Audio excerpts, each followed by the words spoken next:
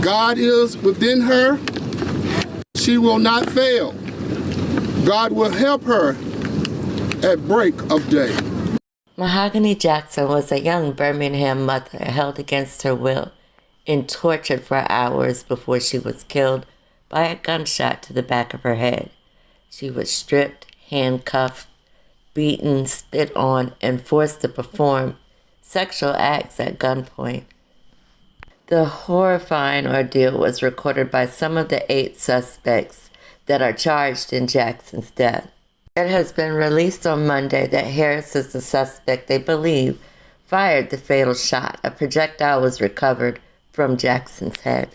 After hearing almost 2 hours of chilling testimony, the judge ruled there will be no conditions under which the suspects could be released on bond. That would keep the community safe or even the suspects safe. And I really think it's the latter because people are angry, and rightfully so. The investigation began just before 8 a.m. on Sunday, February 25th, when Jackson messaged family members that she was being held hostage in apartment 3 at Serenity Apartments in Southwest Birmingham. She sent her location and told them not to call her but to call police. Her body was found in the early morning hours of Monday, February 26th. She was found under a mattress at an illegal dump site in the 1700 block of Laurel Avenue that is known as Dead Man's Road. The facts of this case are deplorable and sickening. Tonight's big story, 7 people are in the Jefferson County Jail charged in the murder of 20-year-old Mahogany Jackson. Birmingham Police Chief Scott Thurmond announced the arrest during a news conference this evening. Hello, I'm Sherry Jackson. And I'm Carly Lang. Chief Thurmond says all 7 suspects were taken into custody within 48 hours of the investigation. CBS 42's Sydney Spencer joins us now live from Birmingham headquarters. Sydney, these suspects are facing a number of charges.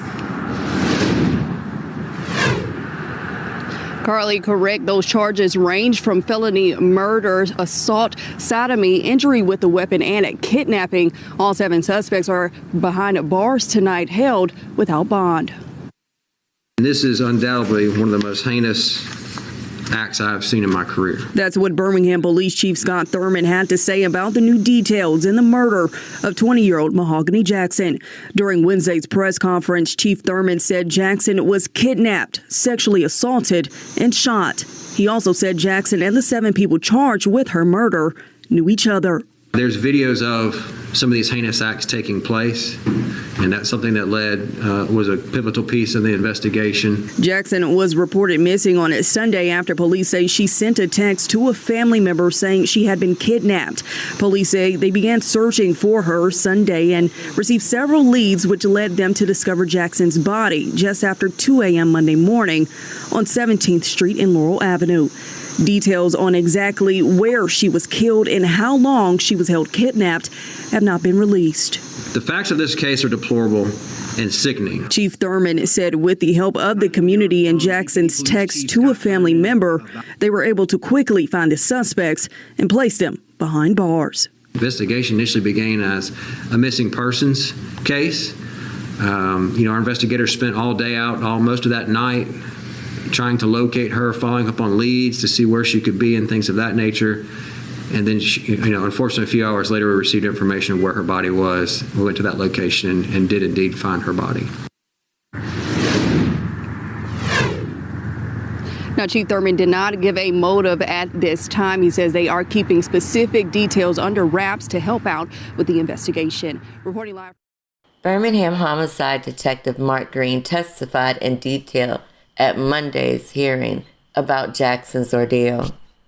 Green testified that as investigators were at the site where Jackson's body was found, a witness contacted police with details and videos of what had taken place. I will now be breaking down what took place in these videos. I do want to give a trigger warning.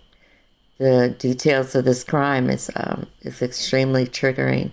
So if you are easily triggered, please click off now. Witnesses told police Harris told him he shot Jackson, and he identified all those involved in Jackson's abduction. There were 5 videos in all. Most of the videos were recorded by McDowell, with portions of them also videoed by McCall. The abduction began at the McMillan Avenue home of Pope. Jackson arrived at Pope's home Saturday night with several of the suspects, all of whom she knew. In one of the videos, taken outside Pope's house, showed Lewis and McCall stomping and spitting on Jackson. Jackson was on the ground while she was repeatedly assaulted by several of the suspects. Even at one point, Lewis was straddling Jackson, punching her in the head. The video shows Jackson saying that her attackers had won and to just let her go. She was pleading for her life. In one of the videos, Lewis was seen taking off Jackson's shirt. They beat this girl naked, just like Shanquella Robinson. Lewis was also videoed dragging the nude Jackson by her hair toward a vehicle. McCall was seen on the video yelling for someone to pop the trunk. Jackson was then moved to Serenity Apartments, where Lewis and McCall were roommates. 4 more videos were recorded there. Jackson was then shown being forced to perform oral sex on defendant Blair Green. Lewis and McCall were holding Jackson at gunpoint, forcing her into the sex act. This assault had taken place in McCall's bedroom. Lewis was holding the back of Jackson's head, and McCall was holding the gun and recording the assault. Clapp was also present and urging on the sexual assault, actually saying Jackson better do it right. They then threatened that something would happen to Jackson if Blair Green did not enjoy the oral sex. At one point, McCall made Jackson pull down her pants and instructed McDowell to sexually assault her. All 8 of the suspects were at Lewis's apartment at one time or another while Jackson was being held against her will. Jackson was then taken from Lewis's apartment by Pope, Harris, and McDowell. Authorities believe she was then fatally shot shortly after sending the help message to her family. I noticed with some of the defendants that their attorneys are trying to say either they weren't there when she was killed or they weren't there when the sexual assault took place. And I am hoping that just like in other circumstances, whenever a death is occurring in the midst of a crime, you are charged with murder. So even if one person did kidnap it, one person did assault, one person sexual assault, one person murder, they all will be charged with murder. Not just murder, but premeditated murder as well. During the captivity, a couple of them were alluding to her death, including that Jackson was fixing to die. Mahogany Jackson was brutally beat, tortured, held against her will, forced to perform sexual acts. And as of recent, it's being said that one of the people that she performed a sexual act on was actually handicapped. You could tell she was terrified, but she was also brave by sending out that message. If it had not been for that message, they may not have captured the people that did this to her. I don't understand. How can you possibly hate someone that much? There's not that much hate in the world.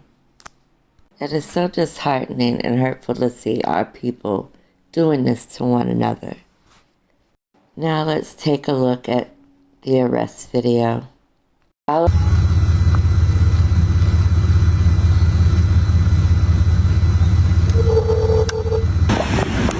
Dumbass hoe.